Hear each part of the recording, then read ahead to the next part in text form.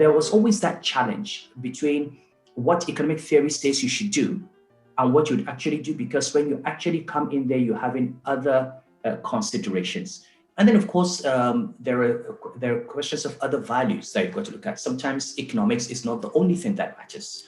In my view, part of the problem with the discipline of economics in recent decades has been this turn towards seeing it as a scientific discipline.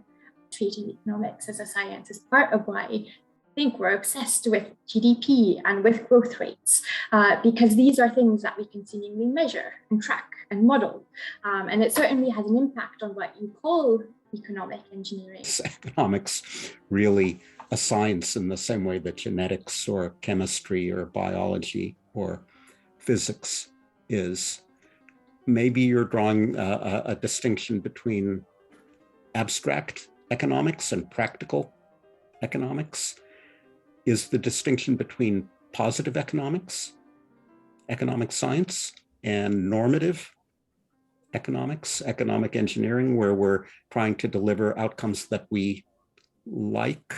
Maybe there really is no difference between the more abstract work we do in the ivory tower and the applied work that is done in government agencies, NGOs, corporations, and so forth. One is theoretical, focusing on economic theory and hypothesis, whereas policy making involves governments making decisions about fiscal matters, tax and budgeting, spending and allocating public money to different activities, and the monetary policy that it follows about the printing and circulation of the currency.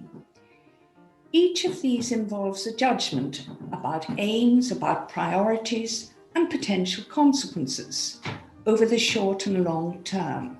Policy involves different vested interests. It involves politicking, compromises, concessions. The entire art of politics is inherent in economic policy making. In the classroom and academic journals, economics can be purer, can be more pure. And you can engage in research, analysis, straightforward, maybe even more rigorous when it comes to the policy, to real life. A lot of concessions and compromises are required.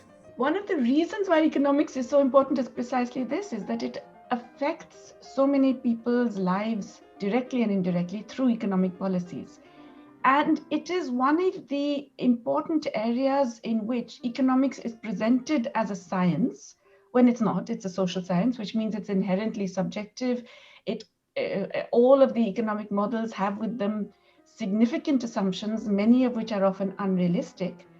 And yet the results of those models are then used to justify particular policies which are imposed on economies. So there's a very substantial difference between the study of economics and the ways in which economic engineering, as you describe it, the policies that are then presented to people, are done. I think the last decade we've seen a lot more practical thinking coming out of the academics, and that's good to see. But whether the academics are contributing or not, the people that are making policy, that are doing economics every day, they have no choice. They need to make decisions.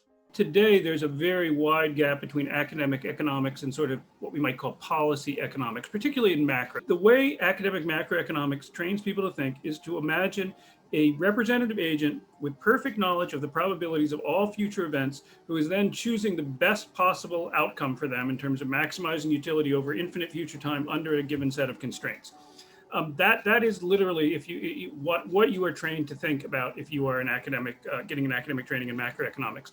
One of the advantages, if you will, of studying macroeconomics is there are always people who want to understand what's actually happening in the world. And in some sense, the policy-making space, or if I wouldn't say necessarily the policy-making space, but what you might call concrete policy macroeconomics has gotten much more open, much more interesting than the past. You can have all the kind of technical knowledge you want. You can have that debate inside the academy and inside policymaking circles, but you've got to be able to actually hit the folk models that are in the heads of policymakers and in the heads of people out in the world, right?